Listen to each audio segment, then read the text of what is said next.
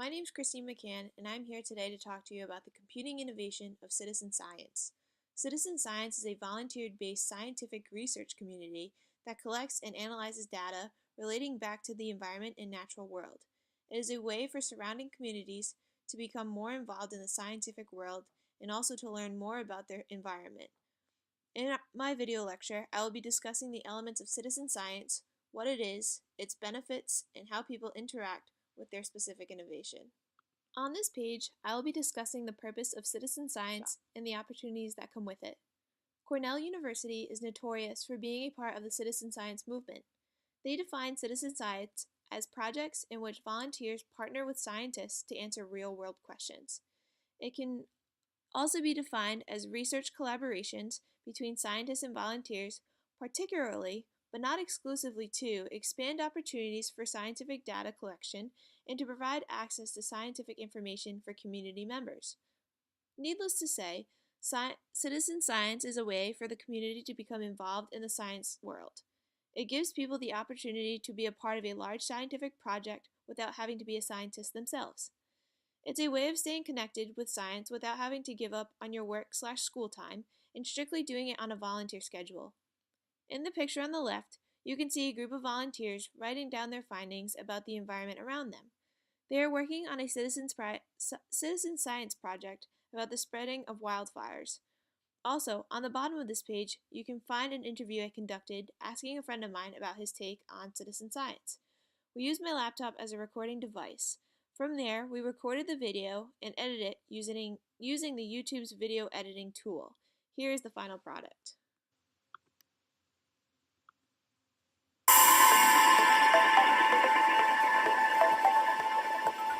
What do you find beneficial about citizen science? It offers a way for communities and families to get together and see how they can protect and purify the world around us.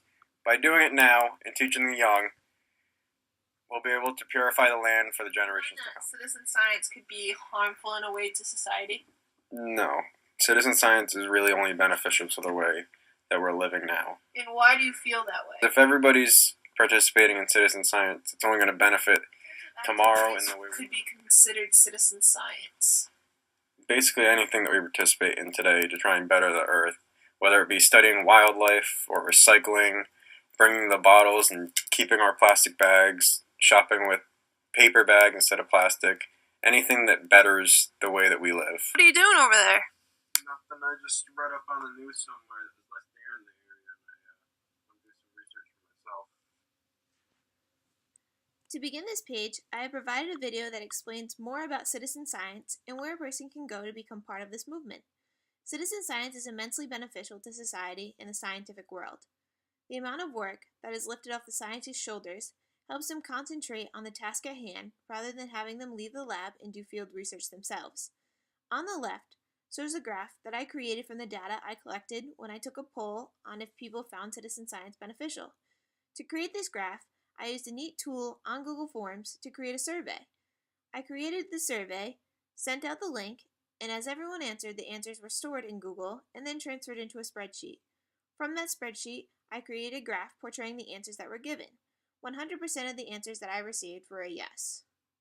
The only downside to citizen science, potentially, is having faulty research.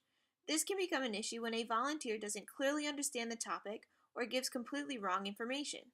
Citizen science can potentially have a large impact on society and the science teachings of young children. I say children because if citizen science were to be put into the curriculums of students at a young age, they would have the ability to have more hands-on field study experiences, thus helping them better understand what they are learning rather than straight out of a textbook. These students would also have the ability to be a part of a real-time science experiment that is being researched on worldwide. The graph on the left shows the tasks that a regular citizen science volunteer would do. It gives an idea of the basis of citizen science and how it is completely volunteer-based. When talking about citizen science, a key aspect to its success is interaction. Volunteers working on a project must interact with the environment and other volunteers in order to collect the correct data and research needed for the study. On the right is a picture that displays a group of people watching the behavior of birds during the specific time of a day. These volunteers are interacting with the environment surrounding them, also with each other based off the fact that they are all studying the same thing. On this page, we are asked to describe how our innovation incorporates one of the 7 big ideas. 2 of them jumped out particularly when discussing the topic of citizen science. The third big idea states, data and information facilitates the creation of knowledge. This is a direct reflection of what citizen science is. This specific innovation is all about learning and gaining new knowledge through data and research. The 6th big idea states, digital devices, systems, and the networks that interconnect them enable and foster computational approaches in solving the problem.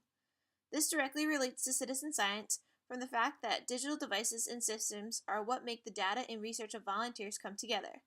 Volunteers will post or send their findings to scientists in order for the scientists to use this information for the project at hand. Citizen science is an innovation that consumes data as input. For the sake that its basis is to gather information, there is not much output rather than scientists using the data that was given to them. However, this can cause problems when it comes to data security concerns.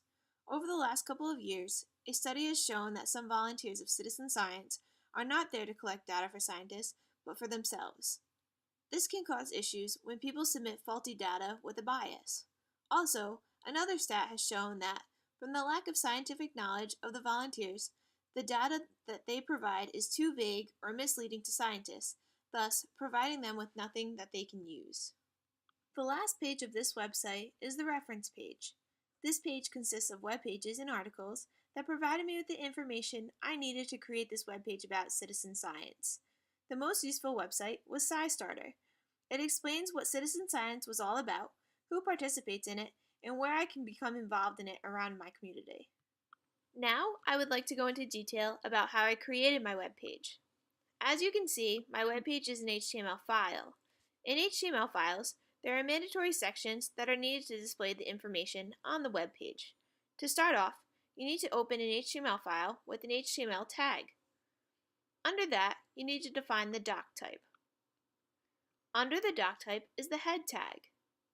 In the head tag is where you'll find the meta tags, style tags, and title tags. Within the style tags are where styling information goes. This information can consist of background colors to the width of a picture. After closing both the style and the head tag is where the body begins. In the body is where all the visual information is held. Following the body is the footer, followed by the closed body and HTML tags. And there you have it. Those are the basic elements to setting up an HTML-based website. I would also like to talk about how I made the banner, the icon, and the GIF. The banner and icon were both made on a photo software called Pixlr. On Pixlr, I created both the icon and the banner using layers. Layer upon layer, I built up each image by compressing other images I found together. The GIF was made by a website called ezgif.com. Here, I uploaded 3 separate photos and set definite increments as to how long each picture were to show, and ta-da! It was done.